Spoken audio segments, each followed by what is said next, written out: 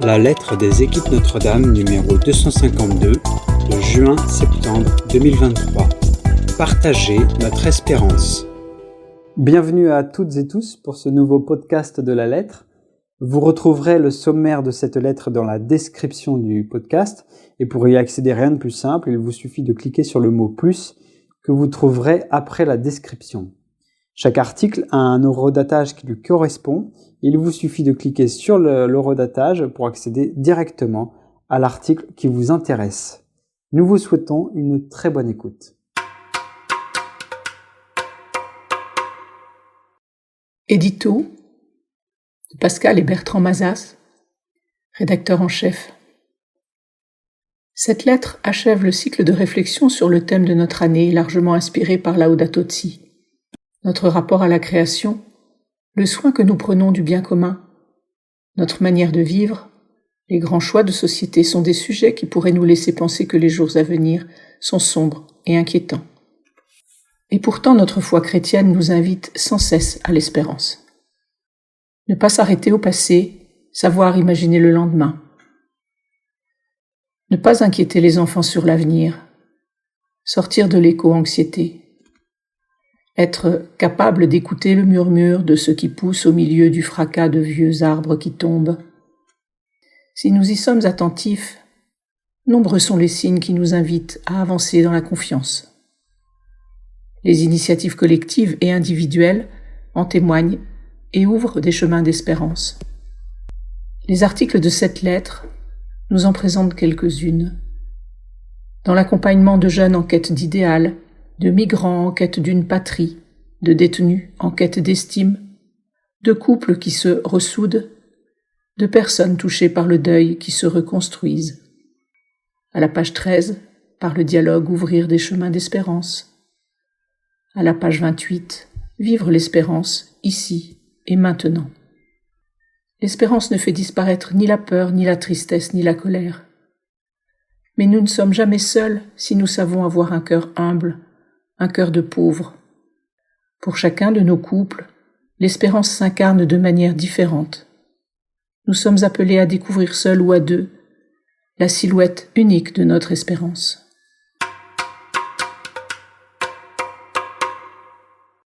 Notre mission se termine. Par Catherine et Christophe Bernard, couple responsable de l'équipe responsable France-Luxembourg-Suisse, équipe Nancy 31. Chers équipiers, chers amis, notre mission se termine en août. Il y a 5 ans, nous avons accepté l'appel du Seigneur par les voix de Thérèse et d'Antoine Leclerc à être le couple responsable de l'équipe responsable France-Luxembourg-Suisse des équipes Notre-Dame. Notre oui a été suivi d'un vertige. Pour guider ce beau et grand mouvement après le père Caffarel, Marie et Louis d'Amonville et tant d'autres couples, nous ne nous sentions pas vraiment compétents. C'était sans compter sur le Christ qui nous soutient et nous éduque. Nous voulons vous dire toute la joie que nous avons eue à vous aider à progresser sur le chemin de la sainteté. Ce service, vous vous en doutez, est un service exigeant qui a coloré toutes nos journées et parfois quelques nuits. Mais nous n'étions pas seuls. Nous avions avec nous une formidable équipe composée des responsables de province, d'un couple assistant et du père Louis de Rênal. Tous ont fourni un travail conséquent pendant ces 5 années comme tant d'autres couples à votre service. Nous avons pu animer ensemble le mouvement dans la joie, guidés par l'Esprit Saint et nourris par la prière et l'Eucharistie, notamment durant nos week-ends de travail mensuel ou de formation. Même pendant les périodes difficiles de pandémie et de confinement que nous avons traversées ensemble, la confiance et l'espérance ne nous ont pas quittés. Que de rencontres, d'enseignements, de travail fraternel, d'amitié. Quel bond prodigieux ce service nous a permis d'effectuer dans notre foi et dans la connaissance de notre conjoint. Nous avons donné 5 années au Seigneur pour prendre soin de vous. Nous avons reçu bien plus. Ce constat, nous l'avons fait au terme de chacun des services que nous avons rendus depuis que nous sommes aux équipes. Si nous devions citer 3 souvenirs qui marqueront à jamais notre mémoire, nous mentionnerions le rassemblement de Lourdes en novembre 2021, qui a permis à plus de 1500 équipiers de vivre une expérience spirituelle qui, pour beaucoup d'entre nous, continue de porter ses fruits. La vigilance constante pour que les équipes restent fidèles au charisme fondateur, à savoir un mouvement de spiritualité conjugale pour les couples unis par le sacrement de mariage. La création du Parcours Ensemble, visant à mieux répondre à l'appel du pape François en septembre 2015, en permettant à tout couple, quelle que soit son histoire et sa situation, de grandir en amour et durer en couple. Et la joie de voir une trentaine d'équipes vivre déjà ce parcours. D'où notre grande espérance dans l'avenir du mouvement des équipes Notre-Dame, dont les propositions répondent aux besoins des couples de notre temps qui souhaitent à la fois bénéficier d'un lieu d'amitié, d'approfondissement de la foi et d'échanges sur leur quotidien. L'équipe responsable s'efforce de répondre à ces besoins. Nous comptons vraiment sur vous pour faire connaître ces belles propositions autour de vous. Que le Dieu de l'espérance vous remplisse de toute joie et de toute paix dans la foi, afin que vous débordiez d'espérance par la puissance de l'Esprit Saint. Romains 15, 13. Nous continuerons avec notre équipe Nancy 31 à prier pour vous et pour la nouvelle équipe responsable France-Luxembourg-Suisse. Dans notre vie, nous pouvons dire qu'il y aura eu un avant et un après cette mission. Merci Seigneur pour ce cadeau. Nous vous souhaitons bonne route et mettons dans votre pactage ces paroles de Charles Péguy, extraites du livre Le porche du mystère de la deuxième vertu. La petite Espérance s'avance entre ses 2 grandes sœurs et on ne prend pas seulement garde à elle. Les 3 vertus théologales sont la foi, l'espérance et la charité. Sur le chemin du salut, sur le chemin charnel, sur le chemin raboteux du salut, sur la route interminable, sur la route entre ces 2 sœurs, la petite Espérance s'avance, entre ces 2 grandes sœurs. Magnificat. Billet de l'équipe responsable, un article de Véronique et Bruno Ripaud, couple responsable de la province Nord-Ouest et membre de l'équipe Angers 44. Tous Christophores, voici le titre de cet article.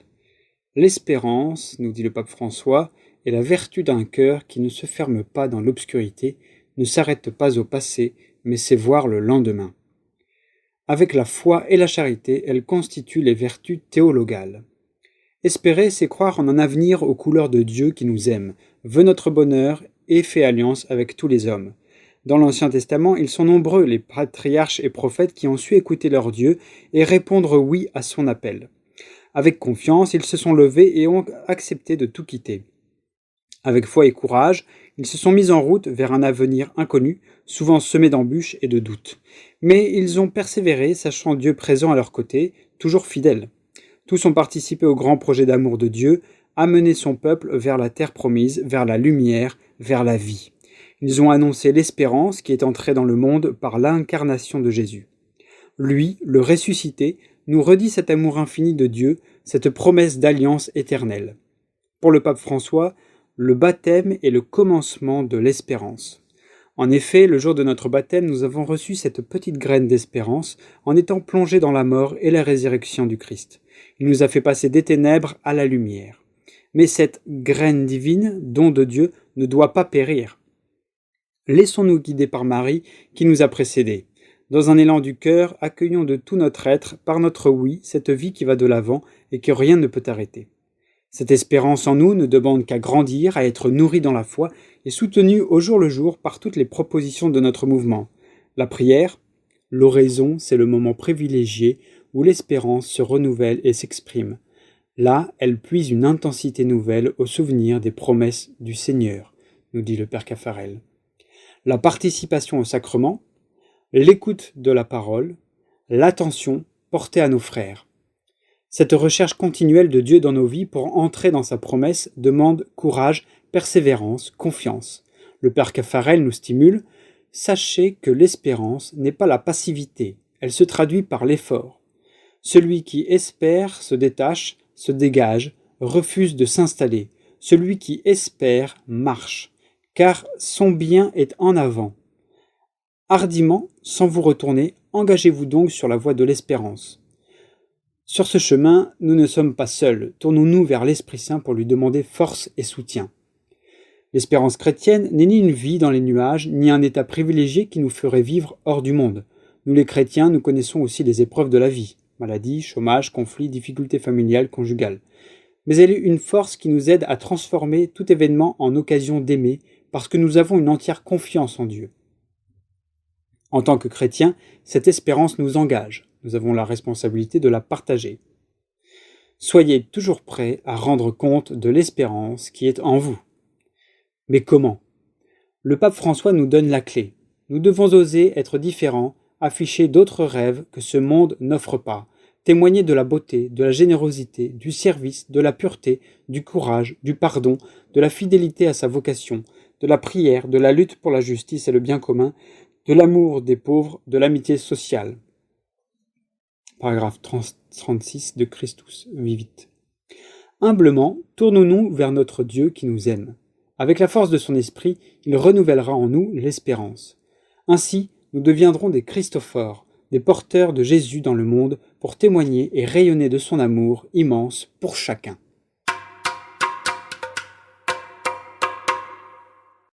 Levez-vous, allons. Par le père Louis de Rênal, conseiller spirituel de l'équipe responsable France-Luxembourg-Suisse. L'heure de l'espérance.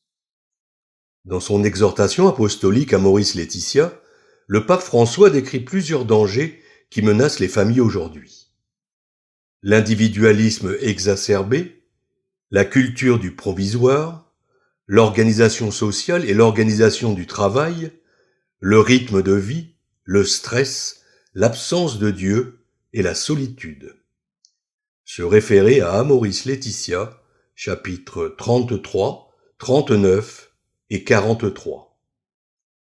Face à cela, le propos du pape François n'est pas de nous entraîner en lamentation, mais de libérer en nous les énergies de l'espérance.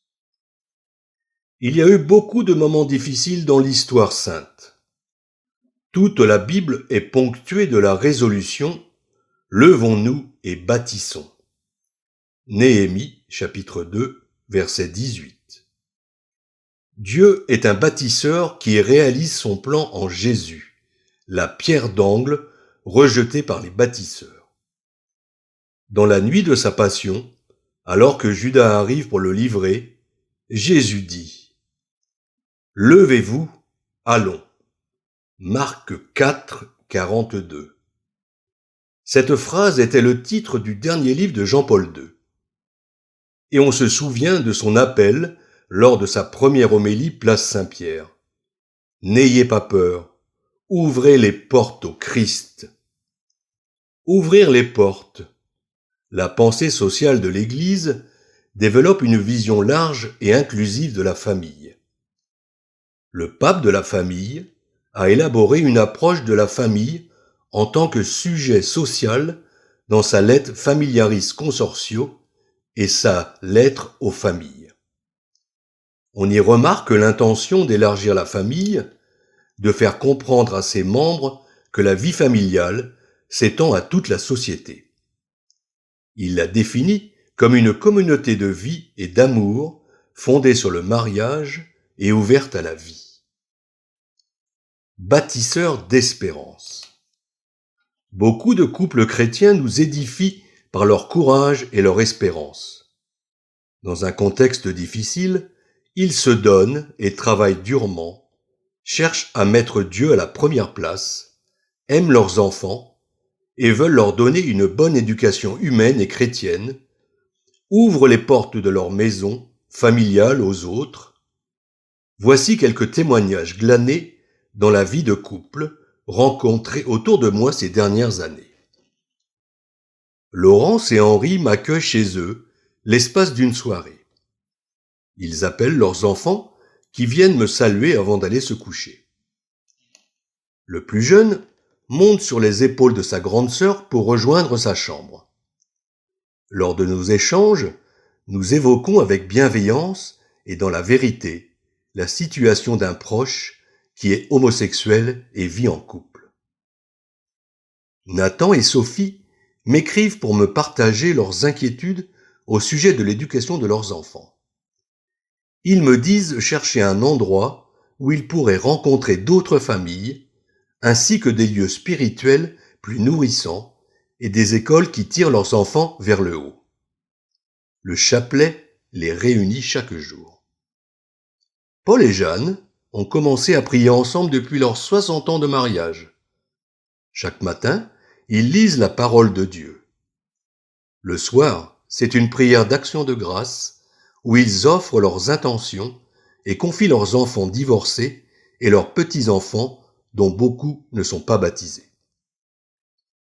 Après une conversion vers le Seigneur, Jeanne-Marie et Joseph se sont mariés à l'église 30 ans après leur mariage civil. Ils me témoignent. Le plus important pour notre vie actuelle, c'est notre mission pastorale.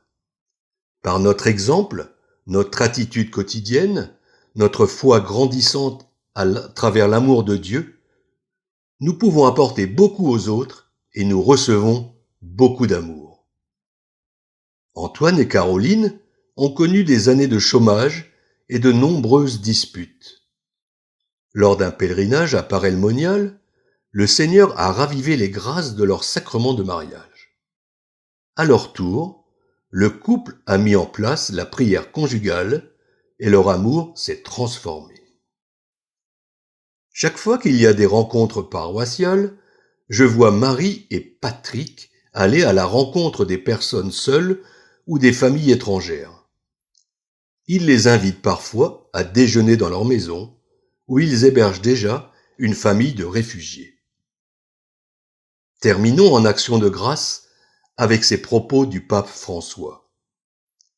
Je prends grâce à Dieu du fait que beaucoup de familles, qui sont loin de se considérer comme parfaites, vivent dans l'amour, réalisent leur vocation et vont de l'avant, même si elles tombent souvent en chemin.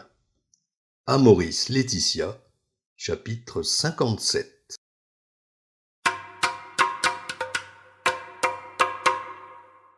Rubrique Orientation de l'année.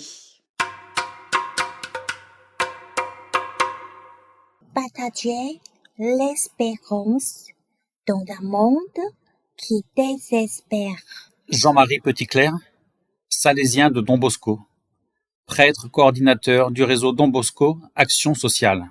En 2011, le médiateur de la République, Jean-Paul Delevoye, diagnostiquait déjà un burn-out de notre société. Dans ce monde qui désespère, ce dont les jeunes ont sans doute le plus besoin aujourd'hui, c'est d'espérer. Et ceci est particulièrement vrai pour les jeunes que je côtoie dans les quartiers que notre République qualifie de sensibles. Une situation paradoxale. Notre génération est la première dans l'histoire de notre pays à confier à la suivante un avenir sans risque d'invasion de notre territoire par un de nos voisins. Merci l'Europe. Nos parents, nos grands-parents, nos arrière-grands-parents ont, quant à eux, connu des enfances ou des jeunesses marquées par la guerre. Et pourtant, ils savaient être porteurs d'espérance. Je me souviens, j'avais 9 ans en 1962. Mes parents avaient connu les affres du débarquement en Normandie et la ruine de leur belle ville de Rouen. Nous étions alors en plein blocus de Cuba, avec une réelle menace de guerre nucléaire entre les États-Unis d'Amérique et l'Union soviétique, dont l'issue aurait pu être fatale pour l'humanité. Nous étions aussi en plein processus sanglant de décolonisation de l'Algérie. Dans ce contexte, je me rappelle, quant à moi, que le soir en m'endormant, je feuilletais les dernières pages de mon encyclopédie et je rêvais de la voiture, du robot et de la fusée de l'an 2000. Autrement dit, malgré leur vécu empli d'angoisse, nos parents savaient enthousiasmer leurs enfants sur le thème de demain. Aujourd'hui, tel n'est plus le cas. On ne sait plus qu'inquiéter les enfants sur l'avenir. Lorsque l'on interroge des adolescents, les 3 premières idées qu'ils associent à demain sont la peur du réchauffement climatique, on parle d'éco-anxiété, du chômage et du terrorisme. Une jeunesse qui désespère. Nous commençons à prendre conscience des effets déplorables sur la jeunesse, de ce sempiternel discours d'adulte. Hier c'était beau, aujourd'hui c'est difficile, demain c'est la cata. Il est évidemment beaucoup plus difficile de grandir dans une société qui a peur de demain que dans une société qui se projette positivement dans le futur. Un tel climat génère chez les jeunes de notre pays une crise de confiance en l'avenir, qui entraîne de grandes incidences sur leur comportement dans le présent. Nous assistons alors au développement des conduites du tout de suite, qui caractérisent tant de discours et de comportements de jeunes d'aujourd'hui, et qui peuvent être génératrices de violence. Un tel rapport au temps, vécu dans le registre de l'instant, génère alors, chez les plus fragiles, une forte augmentation des conduites délinquantes. Or, la recherche du plaisir immédiat va de pair avec la forte augmentation de la consommation de produits toxiques. Cette difficulté de se projeter dans l'avenir est également synonyme d'une montée de la déprime, pathologie la plus fréquemment rencontrée chez les adolescents d'aujourd'hui. Nous savons combien le problème du suicide des jeunes est devenu préoccupant dans notre pays. Aussi est-il important, dans un tel contexte, de permettre aux jeunes de rencontrer des témoins d'espérance. Le Salésien ne gémit jamais sur son temps, aimait dire Don Bosco à ses disciples. Qu'est-ce que l'espérance? Commençons par distinguer deux notions que l'on a parfois tendance à confondre. L'espérance et l'espoir. L'espoir a un objet. J'espère que, par exemple, qu'il fera beau, que je réussirai mon examen. L'espérance, quant à elle, n'a pas de complément d'objet. J'espère. Autrement dit, on espère quelque chose alors qu'on vit dans l'espérance.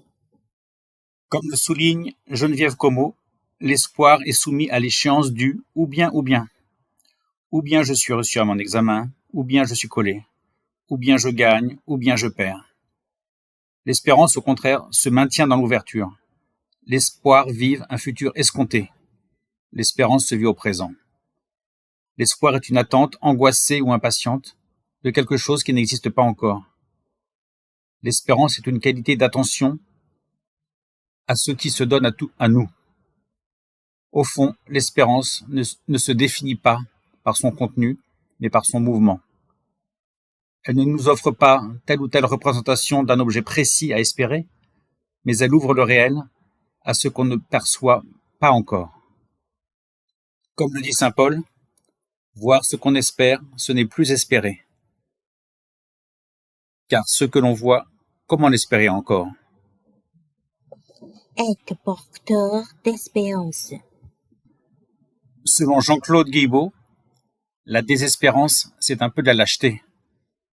C'est se mettre au diapason de tout ce qui peut circuler dans les journaux, dans les réseaux sociaux. L'espérance, quant à elle, est de l'ordre de la décision. Elle n'est pas le fruit d'une argumentation, d'un raisonnement. Il ne s'agit en rien d'un calcul de probabilité. Elle se définit non pas comme un optimisme béat, mais plutôt comme une confiance dans l'avenir.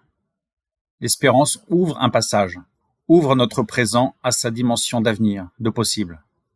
Aussi, me semble-t-il que l'on ne peut véritablement vivre sa jeunesse sans être habité par l'espérance. Comme j'aime à le répéter aux lycéens et étudiants que je rencontre, si tu as entre 15 et 25 ans et que tu ne te sens pas appelé à transformer le monde, quelle triste vie tu te prépares. Il ne s'agit pas bien sûr de vouloir taire les difficultés que traverse notre monde aujourd'hui, en sous-estimant l'ampleur des problèmes posés, que ce soit dans le registre de l'écologie ou de celui de l'économie, mais d'exprimer notre confiance en la capacité que sera celle de la jeunesse d'expérimenter des solutions innovantes. Autrement dit, transformer le problème en challenge. L'espérance est ouverture sur l'avenir. Et l'Évangile nous annonce que cette ouverture a un rapport avec la résurrection. Là où l'on croit que la porte est définitivement fermée, voici que la pierre du tombeau est levée. Le tombeau n'est pas seulement montré vide, mais ouvert. Combien les jeunes ont besoin d'entendre, dans ce monde qui si souvent les désespère, ce vibrant appel à l'espérance. Comme le dit le proverbe africain, un arbre que l'on abat fait beaucoup plus de bruit qu'une forêt qui pousse. Être témoin d'espérance, c'est être capable d'écouter le miou-miou de ce qui pousse au milieu du fracas des vieux arbres qui tombent.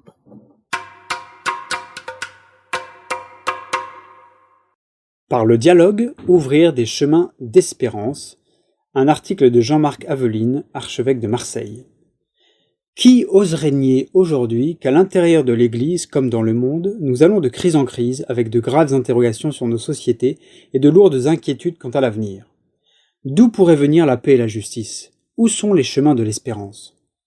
À partir de ma réflexion sur la théologie des relations interreligieuses et de mon expérience d'archevêque de Marseille, ville marquée par une pluralité de religions et de cultures, ville ouverte sur la Méditerranée avec le flot de blessures et d'espérances que cette mer ne cesse de ressasser au fil des vagues, le dialogue interreligieux, bien compris et vécu de façon ajustée, m'apparaît comme l'un de ces chemins d'espérance dont l'Église est invitée à être actrice et témoin au cœur du monde.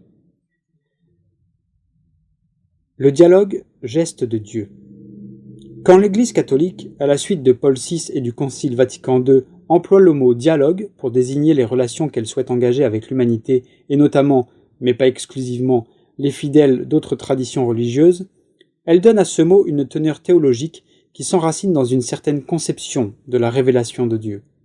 En effet, juifs et chrétiens confessent que, pour se révéler, Dieu a choisi d'engager avec l'humanité une relation, un dialogue que la Bible raconte sous la forme d'une histoire d'alliance et qui culmine, selon la foi des chrétiens, dans le mystère de l'incarnation, lorsque le Verbe s'est fait chair et a habité parmi nous. Aussi, dans cette relation par laquelle il se révèle, non seulement Dieu donne, mais Dieu se donne. En l'homme, Jésus, affirme saint Paul, a habité corporellement toute la plénitude de la divinité. On ne saurait donc opposer, comme on l'entend parfois, le dialogue et la mission. Il s'agit plutôt de vivre le commandement de la mission dans l'attitude du dialogue, elle-même inspirée du geste de Dieu dans sa révélation. S'il fallait décrire avec ces mots le travail missionnaire de l'Église, on pourrait dire, de façon approximative, que dans le processus de la mission, l'annonce est l'objectif et le dialogue la condition pour le rendre possible. Mais cette définition reste encore insuffisante, car la proposition de dialogue est déjà en elle-même une annonce implicite de la bonne nouvelle d'un Dieu qui est en lui-même dialogue trinitaire et qui se révèle précisément en engageant le dialogue avec l'homme. Il faut que nous ayons toujours présent cet ineffable et réel rapport de dialogue offert et établi avec nous par le Père, par la médiation du Christ dans l'Esprit Saint, pour comprendre quel rapport nous, c'est-à-dire l'Église, nous devons chercher à instaurer et à promouvoir dans l'humanité. Le dialogue de salut fut inauguré spontanément par l'initiative divine. C'est lui, Dieu, qui nous a aimés le premier. Il nous appartiendra de prendre à notre tour l'initiative pour étendre aux hommes ce dialogue sans attendre d'y être appelés. Le dialogue de salut fut rendu possible à tous, adressé à tous sans discrimination aucune. Le nôtre, également, doit être en principe universel, c'est-à-dire catholique et capable de se nouer avec chacun, sauf si l'homme le refuse absolument ou feint seulement de l'accueillir. Adopter vis-à-vis de tous nos frères en humanité ce geste de dialogue que Dieu lui-même a choisi pour entrer en relation avec l'homme, voilà un premier chemin d'espérance. La coopération avec l'Esprit Saint. Loin de décrire une modalité missionnaire, le dialogue désigne donc l'attitude spirituelle qui convient à la mission de l'Église, appelée à coopérer à la mission de l'Esprit Saint, par lequel Dieu se donne. L'Esprit, qui est présent dans le monde et le travail de l'intérieur, est bien l'Esprit de Jésus-Christ. Jésus n'est pas le Christ sans cet Esprit avec qui il forme les deux mains du Père, selon la belle expression de saint Irénée. Et ce Jésus ressuscité, c'est Jésus crucifié, comme le soulignait saint Paul à maintes reprises. Le ressuscité, c'est le crucifié. Sa puissance, Dieu la déploie dans la faiblesse. Le Christ n'a pas demandé à ses disciples de rechercher l'efficacité, mais d'annoncer la vérité. Ce n'est pas eux qui font croître, c'est l'Esprit qui fait croître, y compris en ajoutant des membres aux premières communautés. Malheur à nous si nous n'annonçons pas l'Évangile, certes, mais malheur à nous si nous lorgnons vers les courbes de croissance comme le roi David avait lorgné avec orgueil vers la gloire d'un recensement, oubliant que l'Esprit nous précède. Cherchons à vivre en vérité, à faire la vérité, à servir la vérité, sans nous laisser griser par l'illusion de l'efficacité ou courir jusqu'à perdre haleine après les recettes de ce qui marche bien. À vouloir souffler à la place de l'Esprit, on s'essouffle soi-même.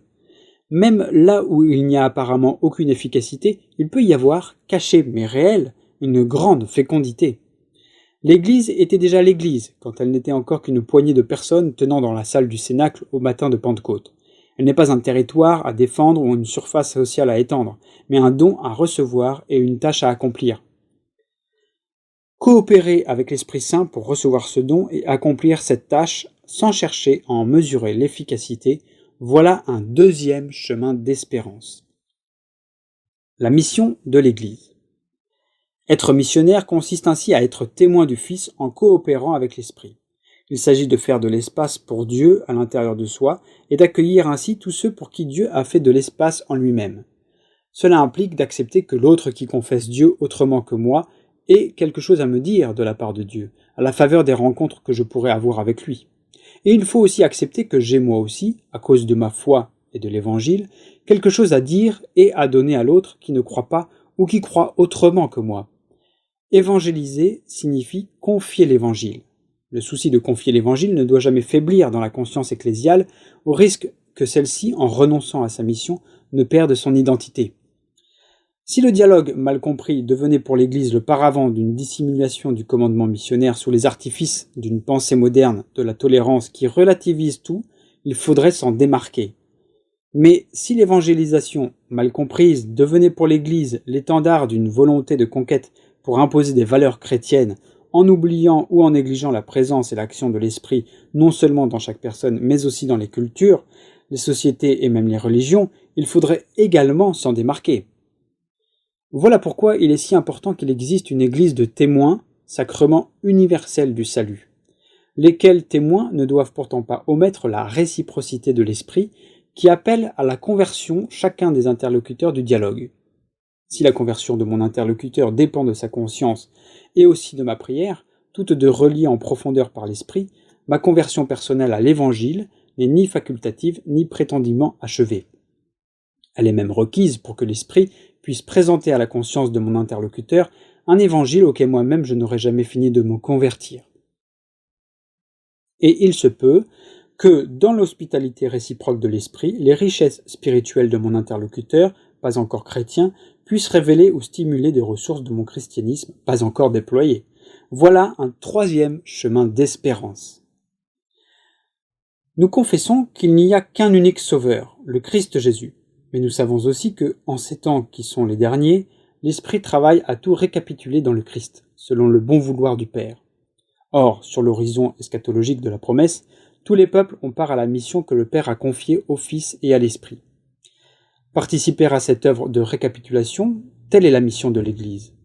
Dans l'expérience de la rencontre interreligieuse, malgré ses difficultés et parfois ses ambiguïtés, l'Église trouve aujourd'hui une occasion inédite et exigeante d'éprouver que l'exode vers l'autre, loin de la détourner du royaume, lui fait découvrir à la fois la place indispensable de ses autres, dans l'histoire du salut, selon l'expression du cardinal de Lubac, et l'importance de sa propre mission comme expression sacramentelle d'une promesse qui tout à la fois la dépasse et la requiert. Annoncer au monde l'évangile du Fils, en coopérant humblement avec l'Esprit, dans un dialogue de salut où elle doit à la fois apprendre à donner et à recevoir, afin qu'advienne un jour, selon la promesse du Père, le royaume. N'est-ce pas là, pour l'Église, un magnifique chemin d'espérance? Espérer avec les personnes migrantes. Par Véronique Albanel, présidente du service jésuite des réfugiés, professeure de philosophie au Centre Sèvres. La résurrection de Jésus, fête de l'espérance par excellence, vient d'être célébrée par les chrétiens. et nous voilà soudain interpellés. Croyons-nous vraiment que la vie puisse triompher de la mort? Pouvons-nous encore espérer, ici et maintenant, alors que la Troisième Guerre mondiale, par morceaux, obscurcit notre horizon? Les cœurs humains semblent si lourds, si meurtris, la douleur des hommes paraît si grande. Peut-être est-il préférable de ne pas hasarder trop vite une parole d'espérance. Ne faut-il pas d'abord faire silence pour mieux écouter les souffrances? Comprendre la colère et la révolte qui s'amplifient face à l'injustice? N'est-ce pas ce que commence par faire le Dieu d'Abraham, d'Isaac et de Jacob? J'ai vu la misère de mon peuple. J'ai entendu son cri devant ses oppresseurs. Oui, je connais ses angoisses. Mais le temps de l'écoute, aussi important soit-il, ne suffit pas. L'objection d'Albert Camus résonne toujours. Je cite: « Devant le mal, devant la mort, l'homme au plus profond de lui-même crie justice. » Le christianisme historique n'a répondu à cette protestation contre le mal que par l'annonce du royaume, puis de la vie éternelle qui demande la foi. Mais la souffrance use l'espoir et la foi. Elle reste solitaire alors et sans explication. Les foules du travail, lassées de souffrir et de mourir, sont des foules sans Dieu. Albert Camus au-delà du nihilisme dans L'homme révolté. Pour Camus, qui se disait un croyant, l'espérance ne pouvait être que modeste et raisonnable. Elle logeait tout entière dans le dialogue, le vrai dialogue entre des gens qui restent ce qu'ils sont et qui parlent vrai. Tiré de l'Incroyance et les chrétiens, conférence au couvent de Latour-Maubourg. Alors que les forces du dialogue semblent aujourd'hui épuisées par la défiance et le soupçon généralisé, nous gardons la possibilité d'expérimenter modestement la rencontre avec celui ou celle qui a pris le chemin de l'exil. Il ne s'agit pas ici d'encourager une expérience d'accueil naïve, voire irresponsable. Pas question non plus de dire que la France peut accueillir davantage, même si, sans conteste, elle doit accueillir mieux en respectant ses obligations légales et internationales. Car il faut reconnaître que la question des migrations est bien trop complexe pour être portée par de simples bonnes volontés et qu'il est impossible de trancher de manière hâtive et simpliste. Il reste toutefois possible, dans un cadre réfléchi et porté à plusieurs, de vivre une rencontre authentique et heureuse avec l'exilé. Tel est le cas à JRS, où nous faisons quotidiennement l'expérience que celui qui semble si différent de nous, sur un plan culturel et religieux, peut en réalité devenir infiniment proche et solidaire. Alors oui, la confiance en la vie et l'espérance redeviennent possibles. Elle n'affirme pas que l'étranger nous sauve de notre part d'ombre. Elle suppose même, le jour venu, de dire clairement que nos valeurs sont belles et justes et que nous sommes prêts à les défendre. Après tout, Maurice Sindel n'a-t-il pas raison?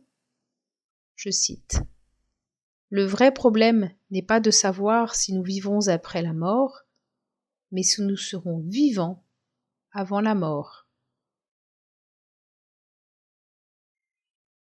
Tiré de À l'écoute du silence. JRS, France, service jésuite des réfugiés, est une association présente sur tout le territoire qui entend accompagner, servir et défendre les demandeurs d'asile et les réfugiés. Journaliste, porteur de la bonne nouvelle, par Cyril Douillet, secrétaire général de la rédaction de Famille chrétienne, ancien rédacteur en chef d'Ombre et Lumière. De nos jours, le journaliste semble plutôt porteur de mauvaises nouvelles. Guerre, violence, conséquences du réchauffement climatique, catastrophes naturelles, famine, crise économique ou politique emplissent les colonnes des journaux et les écrans des chaînes d'infos en continu. La litanie semble parfois sans fin des malheurs de ce monde, quelle que soit la direction où l'on regarde. Et je ne parle pas, pour les catholiques, de cette séquence ininterrompue de révélations et de scandales dans l'Église qui semble sortir en cascade d'une source souillée. Il faut le reconnaître, le contenu des médias est souvent sombre, voire très sombre, au point qu'il peut être tentant de couper le son, d'éteindre le poste ou de jeter ses magazines au panier. N'est-il pas préférable pour la santé mentale de se protéger de ce flux d'informations négatives, de ce flot de nouvelles accablantes? De plus en plus, des personnes ferment les écoutilles pour éviter de sombrer avec l'actualité. Pour le journaliste chrétien que je suis, ce constat amène à relever un défi permanent. J'ai toujours eu le souci, par mes articles, d'éviter d'alimenter le blues du lecteur et de plutôt nourrir son espérance. À Ombre et Lumière, comme à Famille chrétienne, l'espérance n'est pas un vain mot. C'est même une vertu cardinale. Alors, comment l'incarner concrètement? Plusieurs points de repère me viennent à l'esprit. D'abord, ne pas nier le réel. En journalisme, les faits sont rois. Le journaliste doit embrasser le réel et l'accueillir dans toutes ses dimensions. Je me méfie un peu des initiatives médiatiques, pleines de bonnes intentions, qui visent à ne colporter que de bonnes nouvelles, des infos positives. Le journaliste n'a pas à chausser des lunettes roses qui ne lui feraient voir que le bon côté des choses. Ce qui marche, ce qui est heureux, ce qui nourrit l'insouciance. Il y aurait là une forme d'aveuglement, de déni qui n'a rien de chrétien. Oui, il faut pouvoir regarder en face le tragique de l'existence, regarder le mal en face. Simplement, il ne faut pas s'arrêter là. Pendant 10 ans, à la rédaction en chef d'Ombre et Lumière, j'ai été à l'école des personnes handicapées et de leurs familles. Autour de moi, beaucoup ont pu penser que je travaillais sur un sujet bien lourd. Pourtant, chaque numéro a consisté à faire l'expérience que le handicap, la mort, la fragilité n'ont pas le dernier mot dans l'existence. À travers les nombreux témoignages que j'ai recueillis et mis en forme dans le journal, j'ai perçu la forte capacité de résilience des personnes atteintes par une épreuve de la vie. Le polyhandicap d'un enfant, la maladie psychique d'un conjoint, une maladie neurodégénérative qui atteint votre corps et votre esprit.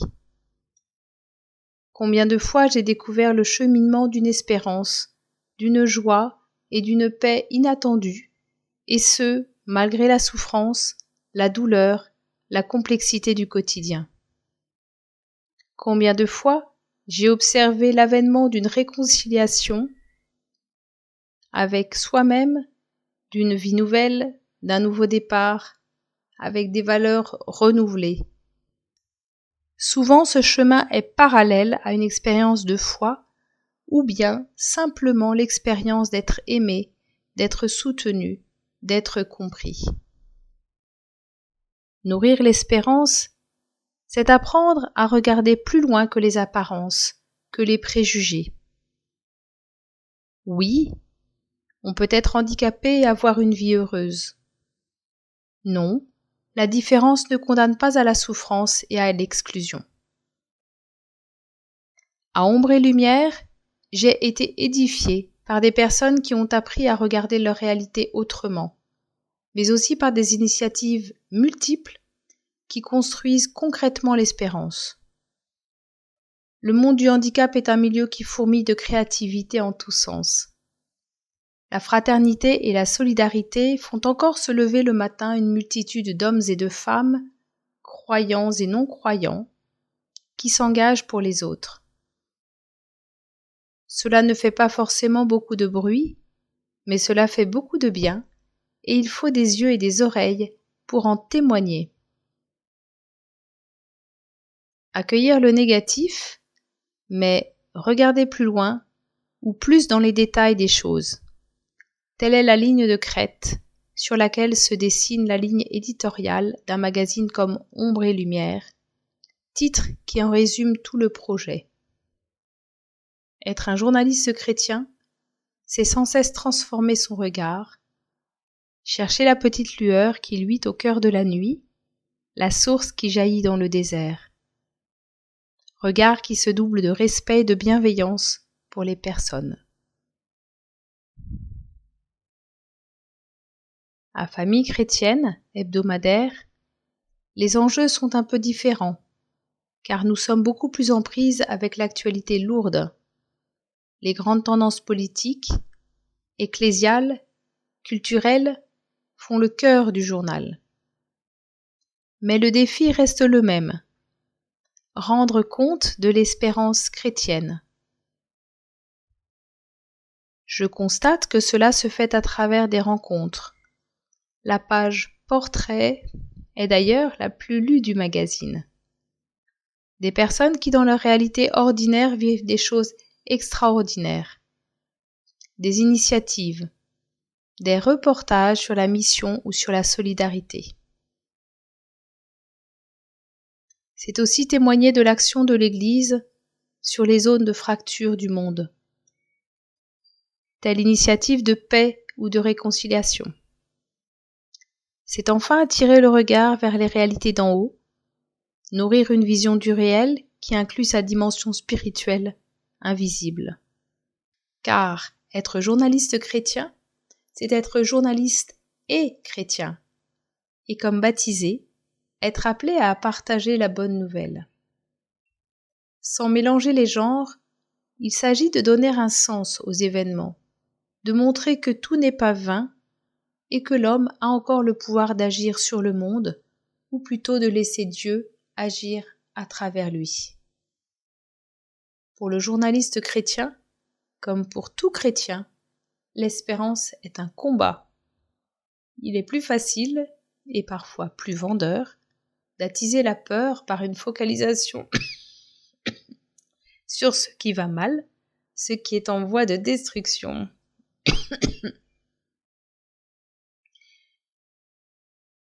Mais il faut bien avoir conscience de la responsabilité de la presse et des médias. Encourager les petites pousses qui manifestent la foi, l'espérance et la charité, c'est faire progresser un peu le monde vers sa destinée. Repère, Pape François, audience générale du 1er février 2017. Quand Paul lui écrit, la communauté de Thessalonique vient d'être fondée et peu d'années seulement la séparent de la Pâque du Christ. C'est pour cela que l'apôtre cherche à faire comprendre tous les effets et les conséquences que cet événement unique et décisif, c'est-à-dire la résurrection du Seigneur, comporte pour l'histoire et pour la vie de chacun. Paul, face aux craintes et aux perplexités de la communauté, invite à garder solidement sur la tête, comme un casque, en particulier dans les épreuves et dans les moments plus difficiles de notre vie, l'espérance du salut. C'est un casque. Voilà ce qu'est l'espérance chrétienne. Quand on parle d'espérance, nous pouvons avoir tendance à la comprendre comme l'acception commune du terme, c'est-à-dire en référence à quelque chose de beau que nous désirons, mais qui peut se réaliser ou pas. Nous espérons que cela arrive, c'est comme un désir. On dit par exemple, j'espère que demain il fera beau temps. Mais nous savons que le lendemain, il peut aussi faire mauvais temps. L'espérance chrétienne n'est pas ainsi. L'espérance chrétienne est l'attente de quelque chose qui a déjà été accompli. C'est la porte qui est là, et moi, j'espère pouvoir arriver à la porte. Que dois-je faire? Marcher vers la porte? Je suis certain que j'arriverai à la porte. Il en est de même pour l'espérance chrétienne, avoir la certitude que je suis en chemin vers quelque chose qui existe, et non pas quelque chose que je voudrais qui existe. Voilà l'espérance chrétienne. L'espérance chrétienne est l'attente d'une chose qui a déjà été réalisée et qui se réalisera certainement pour chacun de nous. Notre résurrection est aussi celle de nos chers défunts. N'est donc pas une chose qui pourra arriver ou pas, mais c'est une réalité certaine, dans la mesure où elle est enracinée dans l'événement de la résurrection du Christ. Espérer signifie donc apprendre à vivre dans l'attente. Apprendre à vivre dans l'attente et trouver la vie.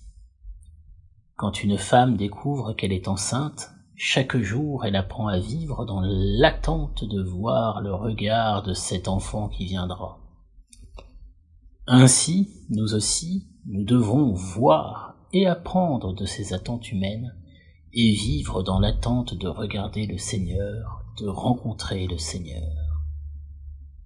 Cela n'est pas facile, mais cela s'apprend. Vivre dans l'attente. Espérer signifie et implique un cœur humble, un cœur pauvre. Seul un pauvre sait attendre, celui qui est déjà sûr de lui et de ce qu'il a, ne sait placer sa confiance dans personne d'autre qu'en lui-même. Rubrique Orientation de l'année, témoignage. Article rédigé par Liliane Vurpillot et Paul Châtelain, aumônier de prison. Visiteurs de prison, témoins d'espérance. Nous nous rendons à la maison d'arrêt de Montbéliard tous les lundis après-midi de 14h à 17h. Après nous être présentés aux nouveaux arrivants pour leur proposer de rejoindre l'aumônerie, nous retrouvons les détenus inscrits dans notre groupe de parole. Ils peuvent aussi demander des entretiens individuels. Bien que souvent méfiants la première fois, ils sont rassurés par l'ambiance décontractée. Ils se livrent sans gêne, conscients que nous sommes là par amitié et que leur parole ne sera pas divulguée, puisque nous sommes tenus au secret au nom de notre Seigneur. Ils apprécient de pouvoir être vraiment écoutés, avec bienveillance et sans jugement. Nous sommes touchés par la confiance qu'ils nous font, l'amour qu'ils nous témoignent et la grande détresse dans laquelle ils se trouvent. Ils nous ont appris à nous en remettre au Seigneur pour pouvoir les soulager au mieux en les écoutant vraiment, sans les juger. Chaque semaine, les détenus nous demandent des conseils, nous parlent de leur famille, compagnes, enfants, mais s'intéressent aussi à ce que nous vivons. Nous sommes amenés à partager des moments de notre vie. Ainsi, ils peuvent prendre conscience que nous avons tous des forces et des faiblesses. Retrouver leur dignité est indispensable à leur reconstruction et leur demande beaucoup d'énergie et de courage. Ils sont conscients que ce passage en détention est indispensable pour purger leur peine, et avoir le temps de faire le point sur ce qui les a amenés à être dans des situations désastreuses. Mais aussi pour pouvoir se repentir et commencer à faire un chemin vers le pardon quand celui-ci est possible. Les addictions, alcool, drogue, etc., le manque d'éducation et d'amour familial sont à l'origine de dérapages graves. Souvent, ils témoignent du rôle de leurs grands-parents qui leur ont enseigné des bribes de religion auxquelles ils s'accrochent. Ainsi, ils demandent croix et chapelet qu'ils arborent avec fierté pour affirmer leur foi en Jésus-Christ et leur espoir de pouvoir être compris et aimés particulièrement par nous, chrétiens. Dans notre mission, nous sommes aidés par le personnel pénitentiaire qui nous accueille avec bienveillance, reconnaissant le rôle bénéfique que nous avons auprès des personnes en détention.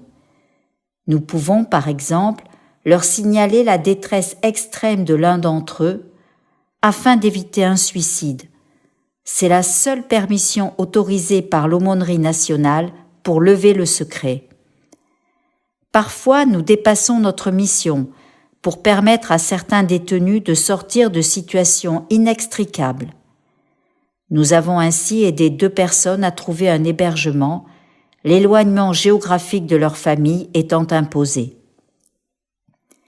Les détenus que nous accompagnons nous conduisent à Dieu en faisant grandir en nous l'humilité et en nous apprenant à être et non pas à faire. Être envoyé à 2, comme les disciples, est très important pour nous, car nous prenons le temps de la relecture à chaque sortie de la maison d'arrêt. Nous partageons ce que nous ressentons avec simplicité, nous nous écoutons en profondeur et nous nous enrichissons de nos différences. Choisir l'amour avec retrouvailles par Doré et Olivier Sischenko de l'équipe Greenwich 1. À la suite d'une énième querelle, nous avons décidé d'attraper à notre tour cette bouée de secours. Mouvement d'église ouvert aux couples de croyants et non-croyants, Retrouvailles est né au Québec il y a 50 ans. Son objectif, sauver les couples en crise. Le programme est destiné aux couples mariés qui n'arrivent plus à communiquer, qui envisagent la séparation ou sont déjà séparés. La méthode proposée pour restaurer la relation se base sur l'expression et le partage des sentiments, l'écoute active, la gestion de conflits, la discussion, le pardon, l'intimité du couple, la relation à soi, à l'autre, à Dieu. Le programme commence avec un week-end de retraite suivi de réunions hebdomadaires. Les sessions sont animées par un prêtre et une équipe de plusieurs couples. Plusieurs couples participent au programme, mais il ne s'agit pas d'une thérapie de groupe. Les exercices se font individuellement et avec son conjoint. Nul besoin de partager ses difficultés avec les autres couples. Alors que notre espoir s'amenuisait, Retrouvailles nous a permis de surmonter notre crise conjugale et de relouer nos relations comme il l'a déjà fait pour plus de 100 000 couples. Nous avons pu bénéficier pleinement du contenu du programme et en profitons encore aujourd'hui.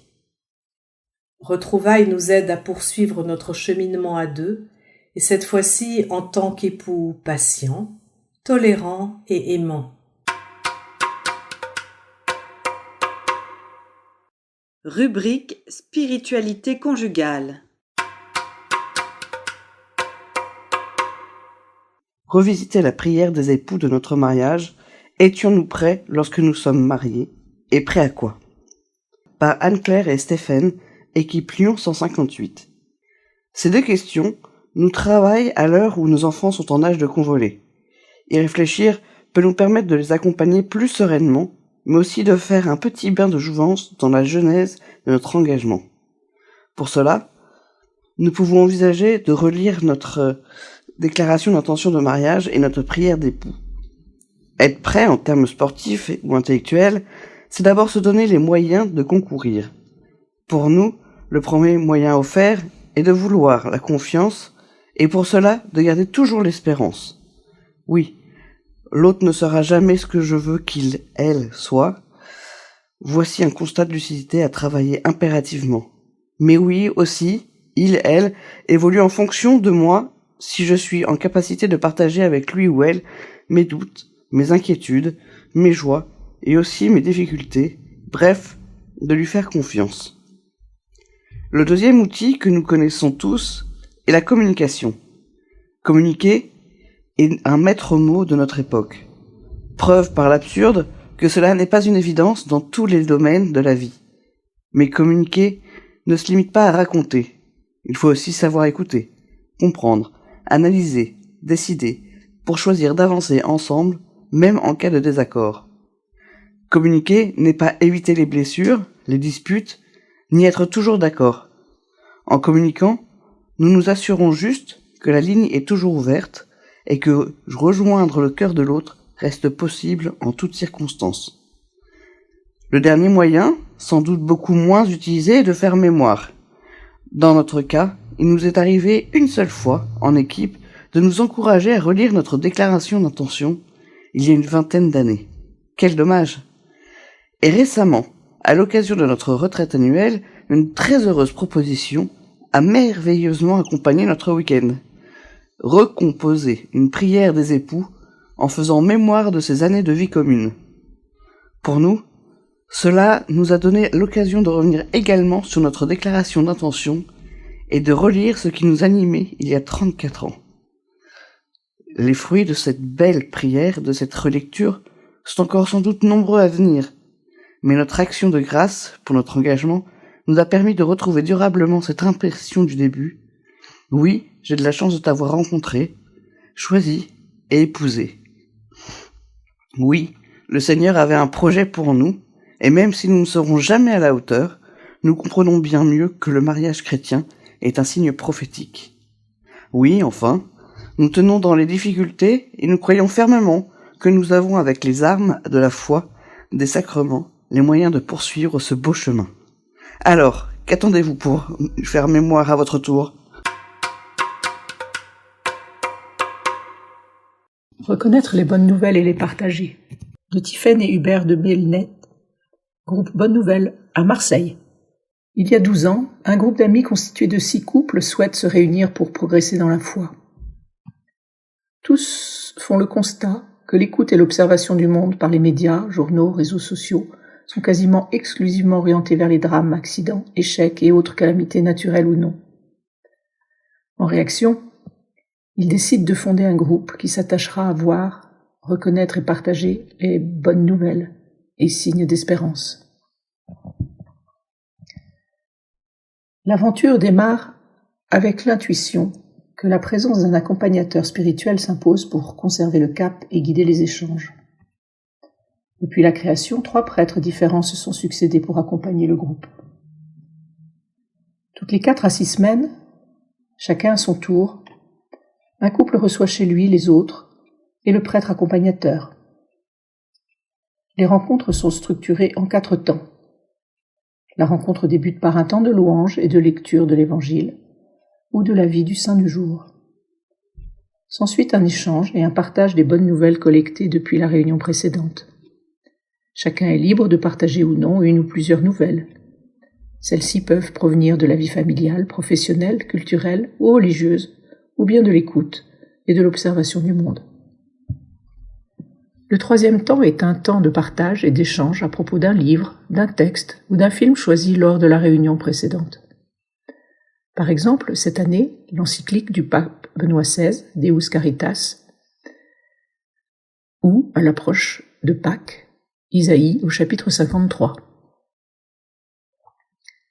À la fin des échanges sur le thème du jour, prière et bénédiction finale. La rencontre se termine par un temps de partage convivial autour d'un verre et de quelques gâteaux. Ce groupe a survécu à l'épidémie de Covid. Les fruits sont multiples et différents pour chacun, mais certains aspects sont constants et communs, tels que l'apprentissage de la capacité de voir et reconnaître les bonnes nouvelles, puis de les partager. On s'aperçoit que plus on en partage, plus on est capable de détecter les bonnes nouvelles autour de soi.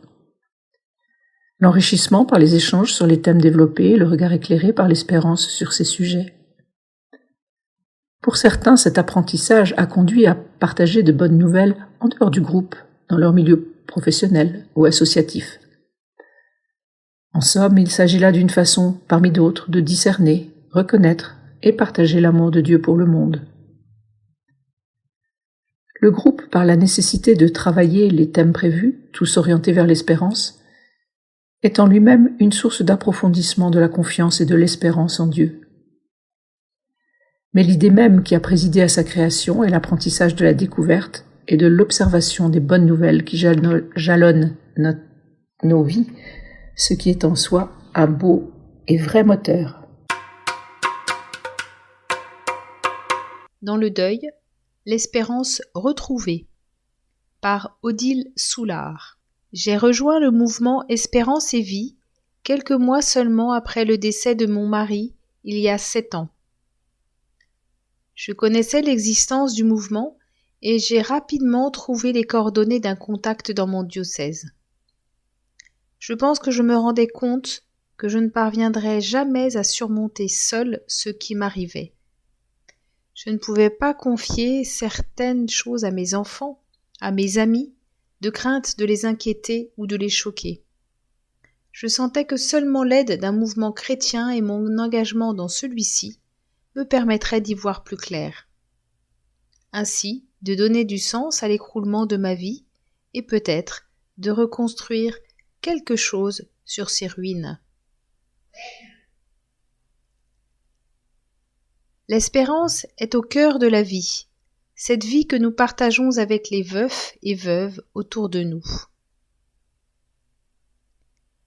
Dans le premier groupe de parole auquel j'ai participé, les discussions à bâtons rompus m'ont permis de voir que je n'étais pas la seule à avoir ce sentiment. Les thèmes des fiches servant de support à nos réunions, toutes en lien avec le veuvage, abordent le vécu quotidien, les nouvelles relations avec la famille et l'entourage qu'implique notre nouvel état de vie. Parmi les thèmes, mon deuil dérange, la lassitude de la solitude, la peur de vieillir, du neuf dans mes relations, etc. Les 53 fiches comportent toutes des témoignages, des questions pour amorcer le dialogue et des textes bibliques pour s'éclairer à la lumière de la parole de Dieu. La pédagogie du mouvement aide à faire le point, à écouter et à croire à nouveau en l'avenir. J'ai ensuite eu l'occasion de participer à plusieurs week-ends organisés par Espérance et Vie, et là aussi, j'ai été frappée par des échanges très simples et très vrais qui y avaient lieu.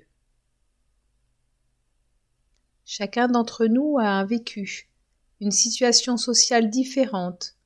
Chacun a des enfants ou non, mais le partage est toujours là, dépouillé de tout faux semblant.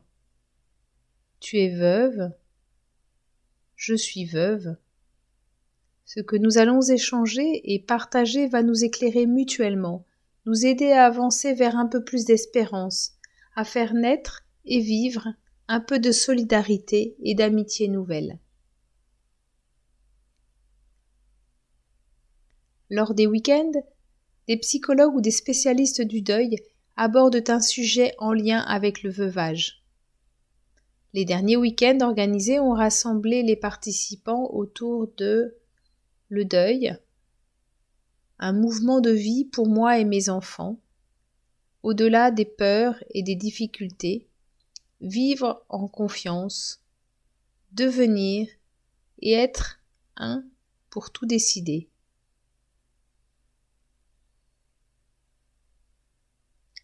Autant de thèmes concrets qui permettent la réflexion.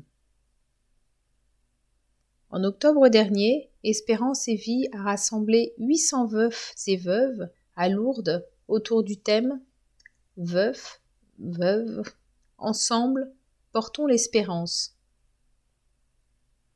Ce rassemblement nous a permis à chacun de repartir un peu plus fort sur son chemin de deuil.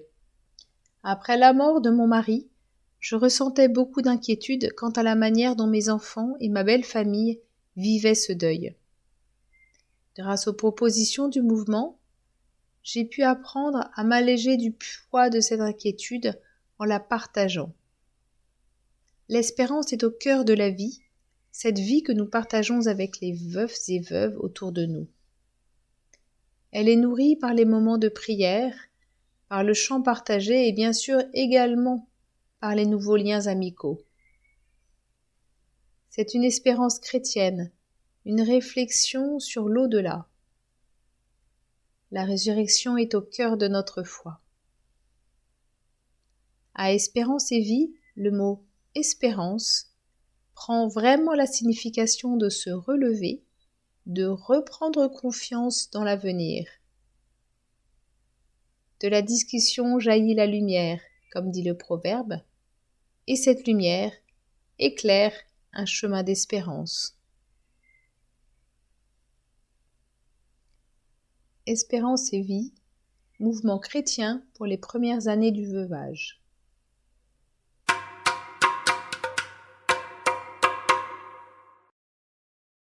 Vivre l'espérance, ici et maintenant. Un article d'Emmanuel Riblier, membre du cabinet Raphaël. Le monde dans lequel nous vivons est marqué par une perte d'espérance. Nous en faisons régulièrement l'expérience dans toutes les générations de nos familles et c'est parfois douloureux. Et pourtant, depuis qu'en Judée, une lumière s'est levée pour illuminer ceux qui habitent les ténèbres, depuis le matin de la résurrection, nous sommes comme revêtus d'espérance. Nous savons au fond de nous que chagrin, doute et non-sens n'auront pas le dernier mot, et cette certitude peut se transformer en énergie pour avancer. Si nous accueillons l'invitation de Saint Pierre à rendre compte de l'espérance qui est en nous, comment le vivre dans l'ici et maintenant de notre couple et de notre famille? Selon l'âge et l'histoire de notre couple, vivre l'espérance va s'incarner de manière très différente. Désirer accueillir un nouvel enfant en est une preuve lumineuse. Mais il est frappant de voir que bien des jeunes couples sont amenés à justifier ces choix de vie dans leur univers professionnel, amical et parfois même familial. Quand il s'agit de nos enfants, comment les encourageons-nous? Comment les aidons-nous de manière ajustée et donc non intrusive à assumer leurs choix? Notre responsabilité de parents et de grands-parents est grande dans nos commentaires et réactions face au présent et à l'avenir. Sans faire preuve de naïveté, il nous appartient de les aider à s'enraciner dans une expérience rechoisie chaque jour qui, par capillarité, va les habiter toujours plus. Oui, éduquer des enfants dans le monde qui nous entoure est rude. Oui, les combats autour de la sexualité, du genre, de la filiation vont tapisser le décor de leur vie scolaire et étudiante. Oui, ils auront à vivre bien des défis dont on commence juste à deviner les contours. Oui, ils pourront se sentir isolés, parfois noyés dans une culture de mort. Tout ceci est vrai, nous le savons bien. Mais si nous cultivons cette lumière d'espérance dans le creuset de notre couple et de notre famille, elle agira. L'espérance nous aidera à trouver des lieux ressources, des amis bienfaisants pour nous, comme pour nos enfants. Elle nous aidera à puiser en nous les talents et compétences prêts à se déployer pour rendre la parcelle de terre qui nous est confiée plus douce à vivre. C'est difficile d'espérer seul. Nous avons besoin des autres pour nous conforter dans cette dynamique d'espérance. Quelle attention accordons-nous à l'amitié au temps où l'on se retrouve autour d'une table, d'une activité, d'un service, d'un partage en profondeur de ce qui tisse l'essentiel de nos vies. Même si nous sommes minoritaires, nous ne sommes pas seuls et nous constatons les bienfaits d'une veillée de prière, d'un pèlerinage, d'une journée de secteur, d'un grand rassemblement scout. Nous en sortons toujours fortifiés parce que nourris de la même espérance. À certains moments de notre vie conjugale et familiale, l'espérance peut être un combat encore plus dur à mener. Les jours où le chagrin domine, où nous sommes dévastés par l'angoisse et vides d'énergie. attendre trop longtemps un enfant qui ne vient pas, vivre le handicap ou la maladie d'un enfant, être concerné chaque jour par la fragilité physique ou psychique d'un conjoint, d'un enfant, d'un parent, vivre la séparation de la mort, autant de situations qui martèlent une personne, mais qui sculptent aussi la silhouette unique de son espérance. L'espérance n'annule jamais les étapes psychologiques par lesquelles nous font passer la souffrance ou les épreuves. Elle ne fait disparaître ni la peur, ni la tristesse, ni la colère. Ces émotions ont droit de citer en nous. Ne les voyons surtout pas comme des ennemis de l'espérance à combattre et à évacuer avec énergie.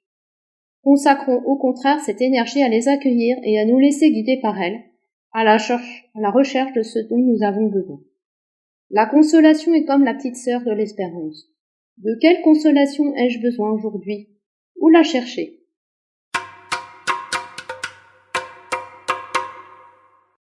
Ami de soi-même, un article de Xavier Thévenot, salésien de Don Bosco, prêtre. Devenir ami de soi-même, telle est la proposition que fait Thomas d'Aquin. Facile à dire, très difficile à vivre. Et Thomas, invoquant Aristote, rappelle 5 caractéristiques de l'amitié. Vouloir que son ami vive, lui vouloir du bien, être joyeux de vivre en sa compagnie, n'avoir qu'un cœur avec lui, partageant ses joies et ses tristesses. Ainsi, être ami de soi-même, cela passe d'abord par le fait de vouloir persévérer dans l'être. Certes, la vie est souvent si paisible, voire si gratifiante, que ce vouloir se fait oublier en tant que vouloir. Comme l'on dit, ça va de soi. Ou mieux encore, c'est drôlement bon de vivre. Ce mot drôlement résonne d'ailleurs de façon étrange. Il semble suggérer que la vie a quelque chose de comique. Au minimum, il marque un étonnement devant l'excès de générosité de l'existence, à l'image de l'étonnement joyeux devant l'excès de sens provoqué par un jeu de mots. Ainsi, persévérer dans l'être, c'est se préparer à rire par la vie, de la vie et de soi-même. Je comprends mieux que le fils, né conformément à la promesse de Yahvé à Abraham, s'appelle Isaac, c'est-à-dire il rira. Chrétien, j'ai dans mon ascendance Abraham et sa femme Sarah, qui ont osé rire d'une, ou à cause d'une, promesse de Dieu. De façon familière, ne pourrait-on pas affirmer « quand Dieu intervient, c'est pas triste ». Savoir se rendre disponible au rire, ou au moins au sourire, belle marque de la grâce. Toutefois, il est des situations de souffrance si lourdes que le vouloir vivre semble submergé par les flots du malheur. Il exige alors de puiser, et de puiser toujours plus profond, dans les réserves d'espérance, jusqu'au point parfois d'être saisi par leur aspect presque déraisonnable.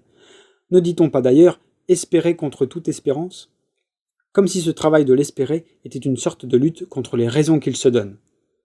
Dans de telles circonstances, le chemin de l'amour de soi conduit à pressentir que l'être humain est, en son fondement même, mouvement d'espérance, ou qu'il n'est pas.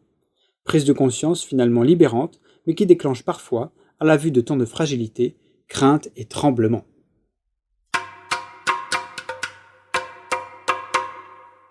Rubrique « Nos outils pour cheminer ».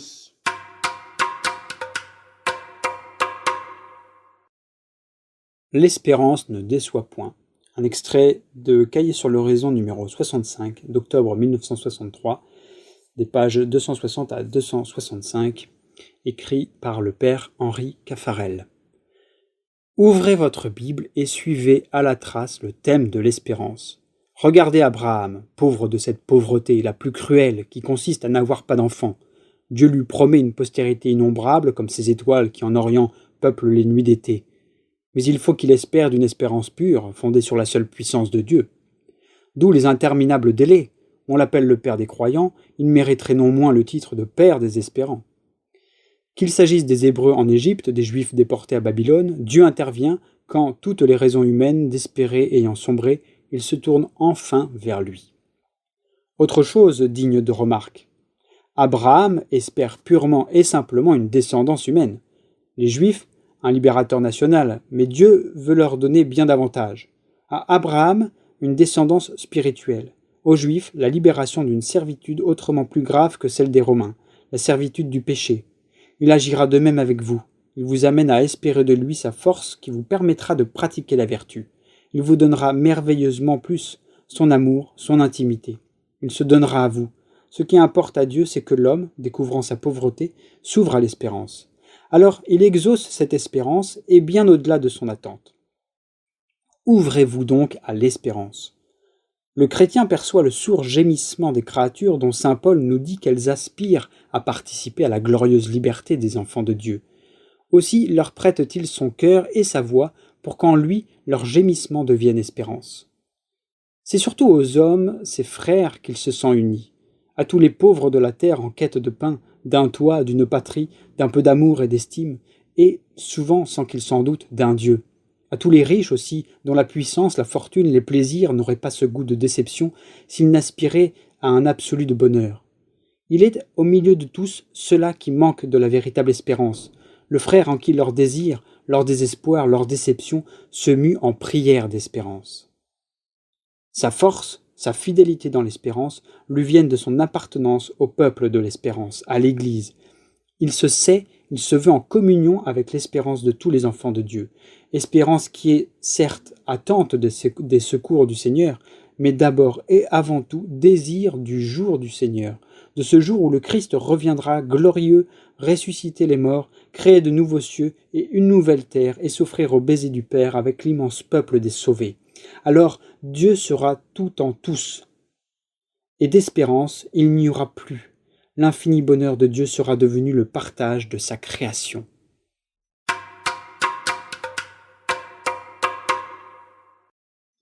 Un temps de retraite spécifique pour prendre soin de notre relation, par Fanny et Augustin Gambier.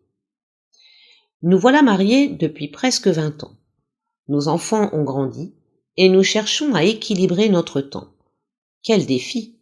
Pour que le travail occupe sa place la plus juste, pour garder une vraie disponibilité afin d'accompagner chacun en fonction de ses besoins, pour cultiver quelques amitiés précieuses, pour nourrir un engagement associatif, pour faire quelques balades en montagne. Nous sommes devenus des bons gestionnaires de notre projet familial. Mais où en est vraiment la qualité de relation de notre couple?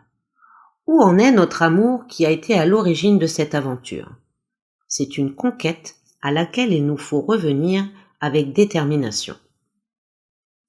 Cette année, nous avons décidé de suivre une session de couple Imago et de nous accorder 4 jours, juste pour élargir l'espace de notre relation, dégager des contingences habituelles du quotidien. Nous avions été interpellés à plusieurs occasions par la pédagogie de cette approche qui prend en compte différentes dimensions de l'être humain, de sa construction en tant qu'homme ou femme. Nous pressentons que ce stage va nous permettre une qualité de dialogue que nous avons du mal à toucher dans notre quotidien et nous sommes impatients. Lorsque nous arrivons sur place, il y a une trentaine de couples de tous âges et de situations variées. Le couple animateur, soutenu par plusieurs autres accompagnants formés à la méthode, nous accueille chaleureusement. Très vite, nous entrons dans une dynamique qui nous rend acteurs du matériau avec lequel nous arrivons, notre relation de couple. Le déroulé alterne entre des apports théoriques très clairs, imagés et illustrés par des exemples concrets de vie apportés par le couple animateur. Nous sommes touchés par leur authenticité et leur humilité, une façon de se mettre à nu qui nous encourage à nous placer sur le même niveau. Alors, un dialogue à 2 sur le thème en question est proposé. Les structures de ces dialogues qui font la spécificité de la méthode Imago apportent un cadre très expérimenté et sécurisant. Nous les pratiquons en débutant, dans un climat qui respecte l'intimité du couple. Lorsque nous sommes dans une impasse, nous pouvons être aidés par les animateurs présents dans la salle. Nous avions déjà vécu des sessions de couple sur des week-ends, mais ce format sur 4 jours intensifs nous aide à aller plus en profondeur. 4 jours, juste tous les deux, avec des structures de dialogue variées qui nous poussent dans des zones que nous n'aurions pas explorées tout seuls. Nous ne voudrions pas dévoiler tous les secrets de ce programme vraiment génial, mais nous pouvons partager succinctement ce que nous avons tiré de cette formation. Cela a renouvelé la confiance au sein de notre couple.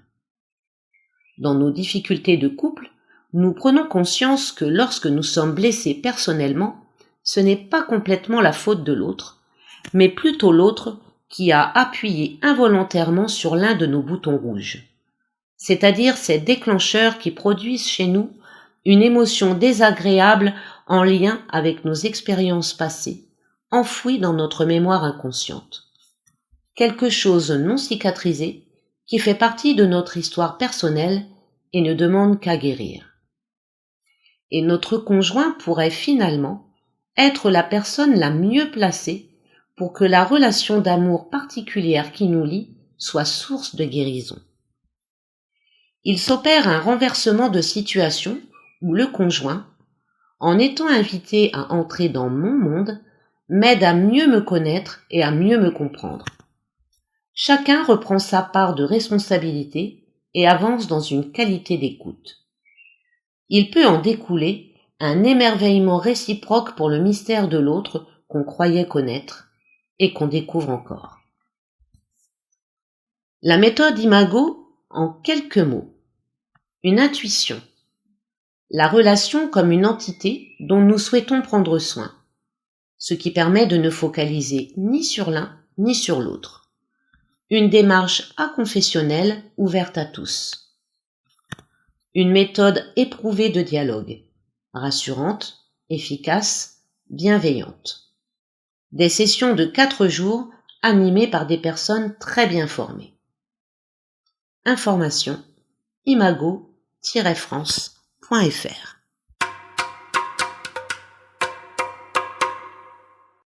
Nos outils pour cheminer. La correction fraternelle. Dans nos équipes, la correction fraternelle peut étonner, faire peur, agacer ou repousser. Le sujet est si sensible que le mot correction lui-même en devient tabou. Et pourtant, elle devrait être au cœur de notre vie d'équipe et rythmer chacune de nos rencontres.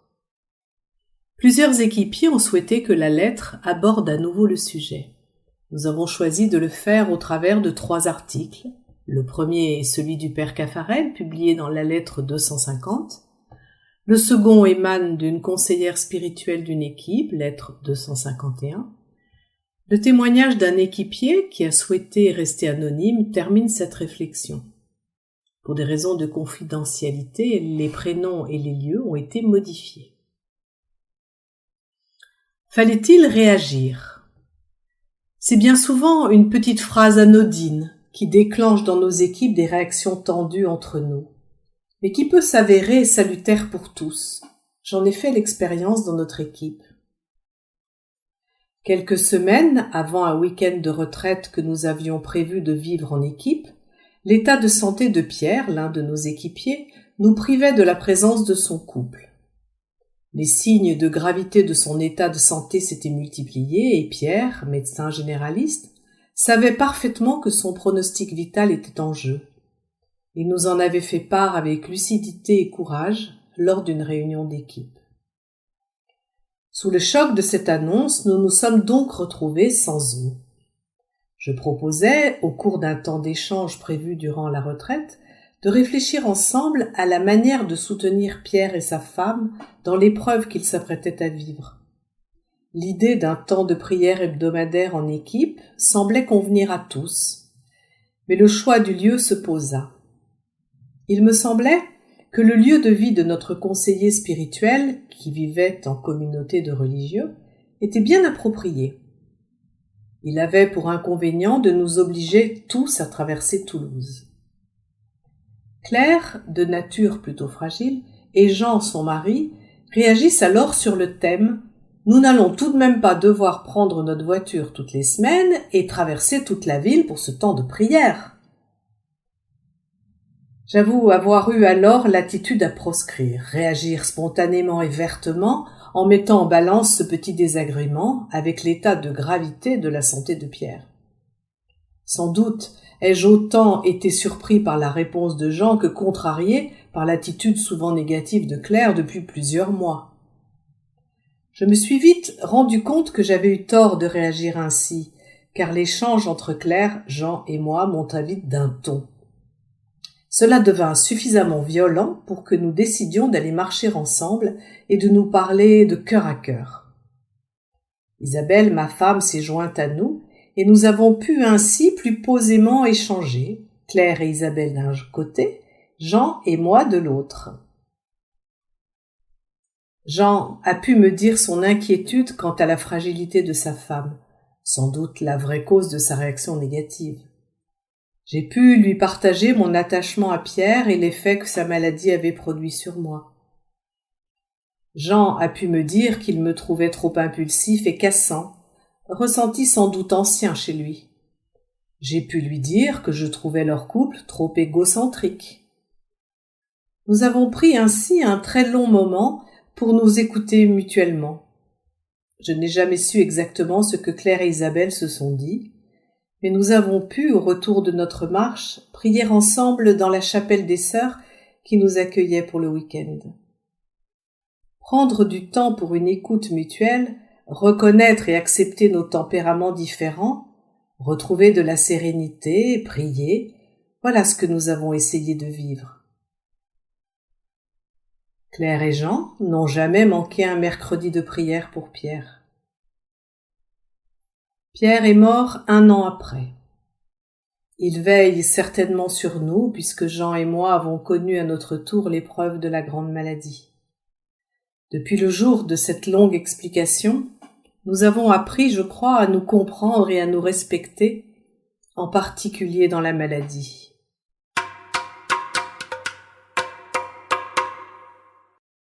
Livres et revues. Nous vous proposons du pape François, Vie, rêve, aime, croit. Mes conseils pour une vie bonne.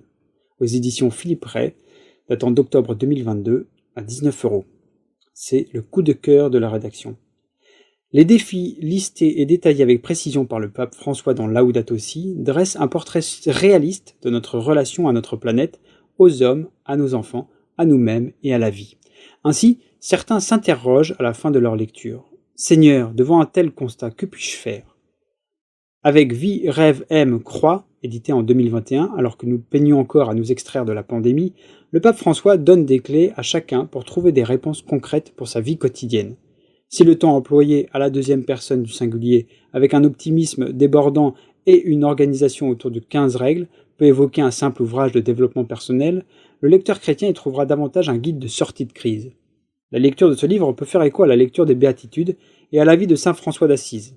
Le pape François cherche en effet à s'appuyer sur ces témoignages dans leur rapport si fort à la nature et à l'amour de Dieu, pour s'adresser à nous. Il nous redit que chacun d'entre nous est unique dans le cœur de Dieu, que notre vie recèle des trésors de beauté et qu'il ne tient qu'à nous de nous y ouvrir et de les partager. Afin de nous y aider, il nous guide pas à pas à travers de nombreux conseils et références et nous met en garde contre ce qui pourrait nous détourner d'une existence à laquelle la parole nous invite. Une lecture vivifiante, simple mais simpliste, applicable, qui peut se lire de façon linéaire ou au hasard de l'ouverture du livre, qui donne de vrais éléments de réponse pour vivre une vie bonne. C'était une proposition de Alban Plateau, de l'équipe Parelmonial 1. Film. Nous vous proposons 2 films de Terrence Malick. Terrence Malick est un cinéaste énigmatique qui donne peu d'interviews et fait peu d'apparitions publiques. Son œuvre singulière a souvent dérouté la critique, qu'il a tantôt louée, tantôt rabaissée. Sa foi chrétienne, qui transparaît dans plusieurs de ses films, y est peut-être pour quelque chose. Voyage of Time et Une vie cachée offrent 2 aspects différents du travail de ce réalisateur et invitent, chacun à leur manière, à questionner la relation de l'homme à Dieu. Voyage of Time, sorti en 2016. Le film s'ouvre sur des images d'hommes et de femmes qui errent, démunis, confrontés à des épreuves douloureuses. Puis, rapidement, ce sont des plans de la Terre qui se succèdent et raconte de manière elliptique l'histoire de la création. Ce film, qui n'est ni un véritable documentaire ni une fiction, semble inviter le spectateur à contempler la beauté du monde créé par Dieu, en retrouvant son mystère et son gigantisme. Si la puissance de l'œuvre divine se perçoit, elle ne s'explique pas. Le réalisateur cherche à retrouver de manière ambitieuse le pouvoir hypnotique des premières images cinématographiques. Le spectateur est amené à toucher du doigt l'histoire de la création. Il est remis à sa place à la fois modeste et essentielle. Finalement, il est difficile de décrire le spectacle constitué d'images scientifiques, filmées avec des moyens techniques importants ou réalisées en studio. On ne peut qu'inviter à vivre cette expérience aussi esthétique que philosophique et mystique. Une vie cachée, sortie en 2019.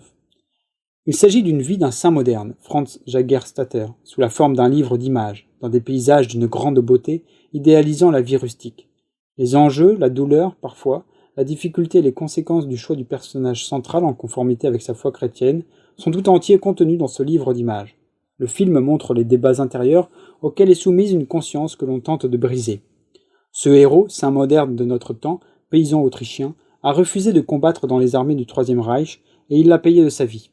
L'histoire est aussi celle de son couple. Son épouse déclare dans leur dernier rendez-vous « Je t'aimerai toujours, quoi qu'il arrive ». Dans un montage souvent elliptique et marqué par des métaphores, Une vie cachée tente de relier le spectateur à la nature et à Dieu dans un spectacle plus expressionniste que réaliste, auquel il est difficile de rester indifférent. Un personnage, le peintre d'église, qui semble incarner le réalisateur lui-même, déclare « Un jour je peindrai Dieu tel qu'il est ». Une proposition de Marc Plateau de l'équipe Paray-le-Monial 1.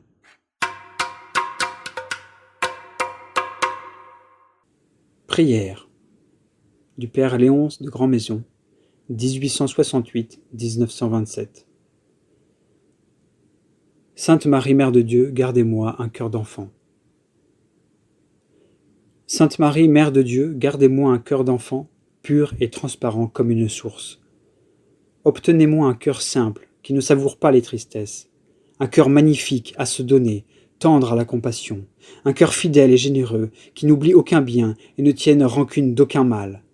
Faites-moi un cœur doux et humble, aimant sans demander de retour, joyeux de s'effacer dans un autre cœur devant votre divin Fils.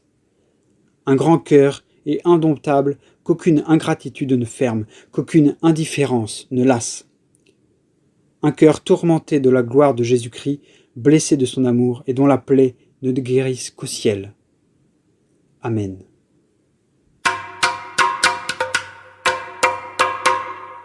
Rubrique Vie du mouvement. Allons tous avec un cœur brûlant à Turin, par Séverine et Hubert Jahan, équipe Dijon 18. L'équipe responsable internationale nous invite au 13e rassemblement international à Turin du 15 au 20 juillet 2024. Les inscriptions seront ouvertes dès le mois de juillet 2023 par ordre d'arrivée. Ne tardez pas, venez embraser votre cœur et celui de Jésus ressuscité. Allons avec un cœur brûlant. C'est le thème qui sera développé tout au long de ce pèlerinage dans le centre de conférence ultramoderne du Palio Omnisport de Turin. Le Pala Alpitur ou Pala Olimpico, la ville de Turin n'a pas été choisie par hasard. Carrefour européen, Turin accueille le Saint-Suaire dans la chapelle Guarini, ou Cappella della Santa Sidone, de la cathédrale Saint-Jean-Baptiste de Turin depuis 1578. Bien que beaucoup de controverses agitent des non-croyants et croyants autour de l'authenticité de ce linceul, il ne fait aucun doute que le Saint-Suaire, ou Santa Sindone, nous met en présence de la passion du Christ. Contempler le Saint-Suaire, c'est gravir le chemin de la douleur jusqu'à l'Eucharistie, source de joie et sommet de notre vie quotidienne. C'est une icône extraordinaire qui correspond parfaitement au récit de la passion du Christ dans les évangiles synoptiques. Ainsi, comme les disciples d'Emmaüs, Luc 24, 18, 35, pourrons-nous nous écrier « Notre cœur n'est-il pas brûlant en nous, tandis qu'il nous parlait sur la route et nous ouvrait les Écritures ?» Se rassembler en équipe brassée à Turin, source de foi. Le père Caffarel avait prévu ces grands rassemblements internationaux dès l'origine de la fondation des équipes Notre-Dame pour que nous puissions renouveler notre foi au feu de l'Évangile et de l'Eucharistie. En suivant Jésus sur le chemin de la Passion, en rendant présent son corps et son sang dans le sacrement de l'Eucharistie, nous réalisons la parole dans notre vie et autour de nous. Allons donc à Turin méditer sur le mystère de Dieu, fait homme qui s'est livré pour nous sauver. Le monde en a besoin. Un article de Valérie et Pierre Rimbaud, couple responsable des intercesseurs pour la super région France-Luxembourg-Suisse et membre de l'équipe Angers 68. L'espérance est une vertu théologale dont le principal objet est le salut. Elle s'exprime et se nourrit dans la prière. Alors soyons toujours prêts à rendre compte de l'espérance qui est en nous. Les intercesseurs sont ces hommes et ces femmes qui se sentent appelés à ouvrir davantage leurs prières et leur cœur au prochain. Ils veillent dans le silence et confient les intentions de leurs sœurs et frères à Jésus par l'intercession de Marie. Nous avons voulu aussi que cette mission se vive davantage en communion les uns avec les autres. La communauté des intercesseurs vit à travers cette chaîne de prière jour et nuit, ainsi que lors de temps forts comme 24 heures de prière d'intercession le 8 décembre à Lourdes et aussi lors de retraites. Aujourd'hui, notre espérance, c'est que cet appel du Père Caffarel résonne encore et toujours dans le cœur de beaucoup de croyants. Que les trésors de la prière d'intercession soient connus, que des hommes et des femmes se portent les uns les autres dans la prière. Au terme de notre mission, notre rêve est que des couples répondent à cet appel et proposent des soirées de prière d'intercession au sein de chaque secteur. Le monde a tellement besoin de la prière fervente et fidèle d'intercesseurs. Alors oui, osons l'intercession.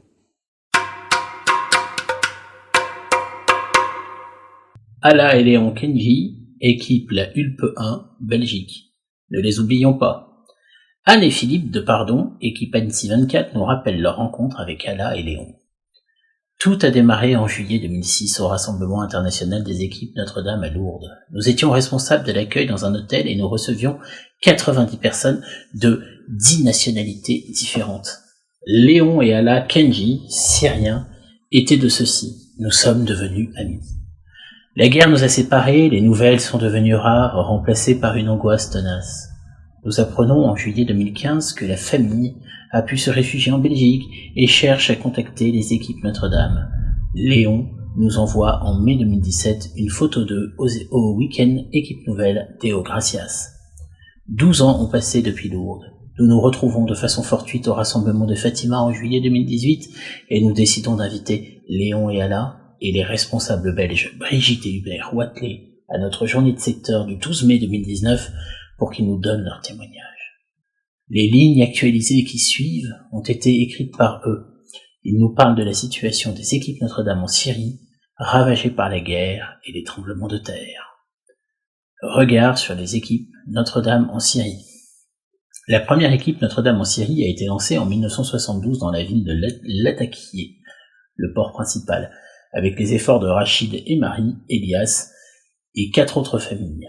Le conseiller spirituel était le père jésuite Camille Hashima. Le foyer pilote, Charles et Paulette Hazard, est venu du Liban pour accompagner cette équipe pendant une année complète. Ils laissaient leurs 3 enfants et venaient à Boromana, au Liban, assister à la réunion et revenaient le soir même après avoir parcouru 400 km aller-retour. Depuis 1976, le mouvement a commencé à se répandre et s'étendre dans diverses régions de Syrie, Alep, Damas, Homs. Avant la crise en Syrie, les équipes Notre-Dame se répartissaient comme suit. 3 secteurs à Alep, 33 équipes, 170 couples, 25 conseillers spirituels. Un secteur à Damas, 15 équipes, 76 couples, 10 conseillers spirituels. Un secteur à Homs, 6 équipes, 30 couples, 4 conseillers spirituels. Un secteur à Latakié, 4 équipes, 18 couples, 4 conseillers spirituels. Le déclenchement de la crise en Syrie et la guerre féroce qui a coûté la vie à des milliers de personnes et en a déplacé des millions d'autres ont eu des conséquences négatives sur le mouvement. L'émigration forcée a commencé à le saigner jour après jour et il a perdu bien des couples. Le nombre d'équipiers a diminué malgré les tentatives héroïques de faire continuer et de faire survivre le mouvement. Comme si la guerre et la crise économique étouffante ne suffisaient pas, le terrible tremblement de terre de février 2023 a frappé plusieurs régions de Syrie, particulièrement les villes d'Alep et de Latakié. Il a entraîné la mort de milliers de personnes et le déplacement de dizaines de milliers d'autres. Le père Imad Daher, conseiller spirituel, était parmi les victimes à Alep. 10 familles d'équipiers ont également perdu leur maison. Après 12 ans de crise, la situation du mouvement en Syrie est la suivante. 3 secteurs à Alep, 26 équipiers, 125 couples, 23 conseillers. Un secteur à Damas, 9 équipes, 42 couples, 6 conseillers. Un secteur à Homs, 6 équipes, 29 couples, 5 conseillers. Un secteur à Latakié, 4 équipes, 17 couples, 2 conseillers. Cependant, malgré tous les défis et les difficultés économiques, les équipiers continuent leurs diverses activités et témoignent de l'amour conjugal et de la foi chrétienne.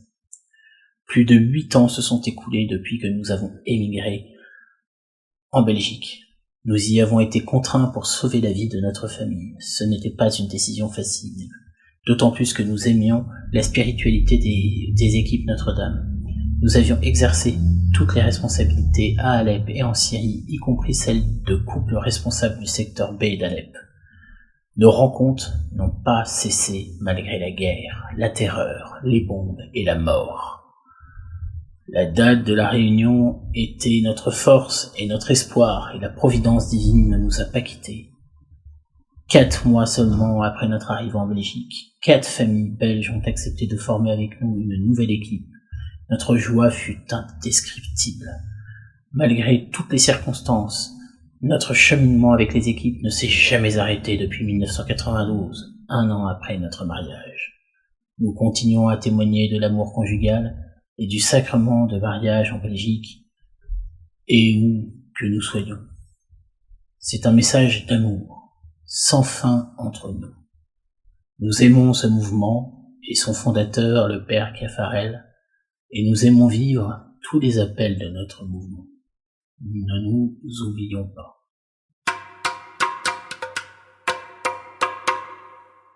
Rubrique Massabielle, la maison du couple. Article rédigé par Emmanuel et Claude Criado, équipe Nancy 27. Constituer un binôme Marthe à Massabielle. Les foyers Marthe sont des couples équipe Notre-Dame qui assurent bénévolement l'accueil, le service et la sécurité des groupes de retraitants qui viennent chaque week-end à Massabielle. Ils deviennent ainsi pour un week-end les maîtres de maison après avoir reçu les instructions du directeur Thierry Cramé, qui peut ainsi se retirer pour son repos dominical bien mérité. Le nombre des hôtes présents peut dépasser 80 personnes. Il y a alors la nécessité de 2 couples Marthe, en plus du personnel propre à la maison, un cuisinier et 2 personnes de ménage et de restauration, et des bénévoles du diocèse. Ces 2 couples vont former un binôme. Pourquoi un binôme? Il est indispensable en effet pour permettre à la fois l'accueil des groupes qui peut parfois s'alterner le vendredi, samedi et le dimanche, accueillir demande du temps et de la disponibilité. Pour permettre l'écoute, afin que les retraitants puissent se reposer dans les meilleures conditions, il faut être attentif à leur attente, les renseigner, leur faire visiter la propriété avec son parc et ses nombreuses essences d'arbres, sa chapelle avec ses magnifiques vitraux, son jardin potager, et satisfaire leurs demandes. Pour permettre la permanence téléphonique, car il faut régulièrement répondre à ceux qui projettent de venir. Pour permettre la surveillance et la sécurité de la maison, point essentiel pour que chaque groupe se sente à son aise. Pour permettre l'organisation des repas avec le personnel et les bénévoles du diocèse, le binôme peut ainsi mieux coordonner les besoins et les différences des hôtes. Pour permettre le transport des accueillis entre la gare de Saint-Prix et la maison. C'est un service très apprécié, en particulier par ceux qui viennent en train de Paris. La gare du Nord n'est qu'à 25 minutes de la gare de Saint-Prix, et pour ceux qui viennent de loin. D'autres aspects justifient aussi la constitution des binômes. Certains foyers Marthe plus âgés hésitent à venir parce qu'ils se sentent vite fatigables. Ils seraient néanmoins heureux de répondre encore une fois au service avec un couple Marthe plus jeune. C'est une solidarité importante que nous pouvons leur offrir. Nous avons la chance d'appartenir à un mouvement qui se veut intergénérationnel. Le charisme de tous peut se développer. Embellissement de la salle à manger, participation des musiciens aux soirées de chant, aux offices de la chapelle, peut-être sur le nouvel orgue, découverte pour les jeunes avec des quiz sur la maison, coup de main pour l'installation des campements extérieurs des farfadets, scouts et autres guides. Il y a enfin le plaisir de rencontrer d'autres équipiers, une mini-équipe brassée d'un week-end, et d'échanger sur le plaisir d'être ensemble en mouvement à Massabielle.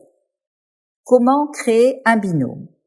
Le plus facile est d'aller sur le lien Foyer Marthe, foyer au pluriel, Marthe tout attaché, @équipe sans accent au pluriel, -notre-dame.fr ou accueil@massabielle.net et choisir sur le calendrier des bénévoles un week-end de service et proposer à un autre couple disponible à la date prévue de vous accompagner, soit un couple de votre équipe, soit un couple de votre secteur. Il peut être utile de demander à votre responsable de secteur de faire un appel. Vous avez aussi la possibilité de faire appel à un couple équipe Notre-Dame Amis, parti dans une autre région que vous aimeriez revoir, même s'il n'est pas inscrit en tant que foyer Marthe. Nous avons nous-mêmes répondu début mars à un tel appel d'amis. Nous avons eu grand plaisir de les revoir. Ce fut un séjour super sympa. Il est possible, lorsqu'un foyer Marthe est isolé sur le calendrier, de s'inscrire à ses côtés. Ainsi, avec un foyer Marthe aguerri, qui connaît bien les recoins de la maison des équipes, les non-initiés à ce service pourront apprendre à leur contact les subtilités de ce très beau service très utile.